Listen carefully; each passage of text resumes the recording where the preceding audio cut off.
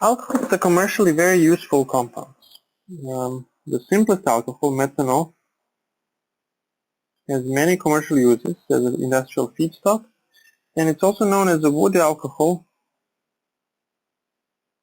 because it used to be produced by destructive distillation of wood, in the absence of it. Now, today, methanol is produced from the synthesis gas, starting with coal and water at high temperatures. One can convert this into CO2 and CO and 2 molecules of H2, and this is known as a synthesis gas. And it's useful because it can, under somewhat lower temperature in the presence of catalyst, give methanol. Okay, this methanol is used as a common solvent and industrial feedstock. And it's also used as a very clean burning fuel in some specialty applications as well.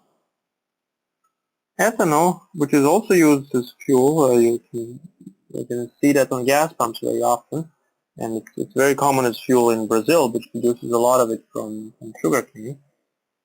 Is also known as grain alcohol because it can be obtained from by distillation of grain, and for human consumption it is produced through fermentation of sugars, exemplified here by glucose, which produces 2 molecules of ethanol and 2 molecules of CO2. This is about 40 to 50% pure ethanol, and after distillation, depending on the conditions, we can get about 96% pure ethanol. We cannot get any higher than that by distillation because the mixture of 96% ethanol, 4% water, boils at lower temperature than the ethanol itself, so it will be the first one to boil over, and this is called azeotropic mixture. But to get to 100%, also known as absolute ethanol, we need to apply chemical drying agents such as calcium oxide, which removes the remainder of water.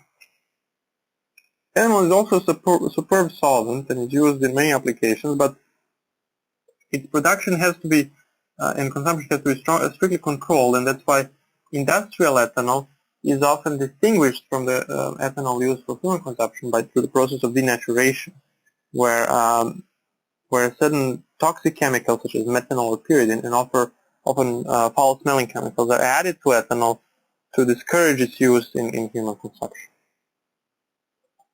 The good properties about methanol and ethanol alike is that they have relatively low toxicity. Although methanol is toxic compared to ethanol, the lethal dose of methanol is about 100 milliliters, which is huge compared to other solvents such as methylene chloride or benzene. And for ethanol, it's about 200 milliliters. So compared to most of the other common organic solvents, they're relatively harmless. Okay? Industrially, ethanol is produced by hydration of ethylene. This works at high pressures of ethylene, about 300 degrees, presence of catalyst, so under slightly different conditions than those we've seen in the lab as well. Finally, one more alcohol that is often used is the rubbing alcohol, isopropanol, which is used a lot in industry as a solvent, and it's used in cosmetics because it's unlike ethanol, it does not dry skin. It's typically produced by hydration, again at high temperatures and high pressures of isobutylene, of propylene, to give us isopropanol shown here. So these will be the 3 most common alcohols. Several others are used a lot. Phenol is used a lot as well, but as I said, we will talk about it much later. The next subtopic we'll see a little bit data on another property of alcohols which resembles the behavior of water, and that will be their mild acidity.